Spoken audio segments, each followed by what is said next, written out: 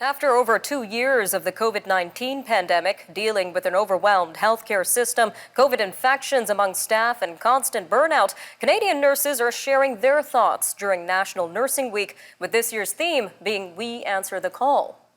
And they've been answering the call throughout one of the most difficult times for the healthcare industry in history. According to the Canadian Nurses Association, the pandemic brought to light the courage and commitment that nurses exhibit every single day, and it highlights their commitment to their jobs. Well, joining us now to tell us more about Nursing Week and the important roles that nurses play in the healthcare system is Mr. Sylvian Brosseau, President of the Canadian Nurses Association. Sir, welcome to Forum Daily. Thank you very much for the invitation. So after over 2 years of this pandemic, what is the current state of nursing in Canada, especially considering the more contagious variants of COVID? As you know, nurses are simply in burnout, exhausted, and some are experiencing psychological distress and are demoralized. And we also know that according to the Canadian Federation Nursing Union, 94% and a non-precedented number of nurses are experiencing symptoms of burnout. This is a lot. And over 50% of nurses are considering leaving their jobs over the next year. And this is very major. And according to a 2022 CFNU research survey, 70% of nurses say that their workplaces are regularly over capacity. And once the COVID-19 emergency subsides, those same burnout nurses will have to work on the large backlog of medical procedures related to the pandemic. And what we are very preoccupied, it's the fact that we need more nurses. And a lot of those are going to leave their job. And as you're saying, we have concerns around a potential chronic understaffing of nurses in Canada. What would you say are the key reasons behind nurses considering leaving their jobs right now? First of all, as you know, before the pandemic, nurses face difficulties regarding their workplace, such as facing unbearable workloads, unsafe working conditions, such as increasing patient-nursing ratio. Many have faced 16 hours and plus shift and have not been able to take a day off or break, have had their vacation suspended, and are facing chronic understaffing and underfunding.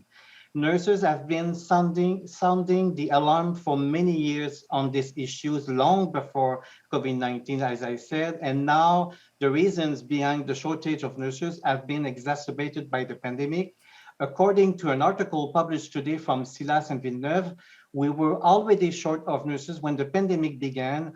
Then its demand drove many people out of the profession. According in the same article, in the fourth quarter of 2019, Statistic Canada data showed that there were 10,575 job vacancies for registered nurse and registered psychiatric nurse. And this is a lot. Though 2 years later, the number had more than doubled to 22,955 job vacancy for licensed practical nurse, also soared, growing from 3,710 to 10,765.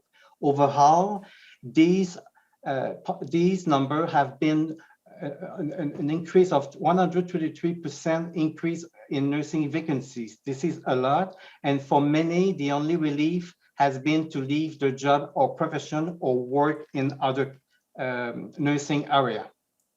All right, sir, just about a minute and a half left here, but what steps need to be taken to address this growing issue? First of all, we must improve the working condition.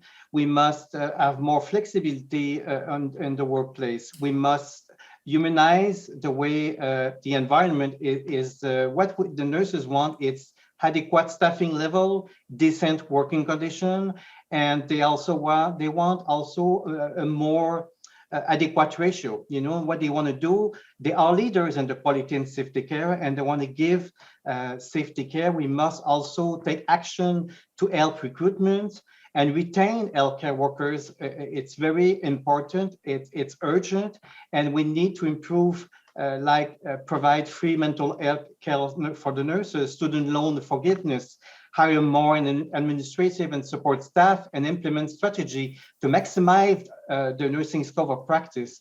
And I will also add that we need to provide childcare support, such as hospital-based daycare to help nurses. And also, I would also add to finish, increasing capacity for educating and training more nurses is also very important, such as more transition and mentorship program, like using expert nurses to help the new nurses in the transition when they work in hospital or at other healthcare area. Some important points to consider, sir. Mr. Brosseau, thank you again for joining us today. Thank you for the invitation. Have a great day.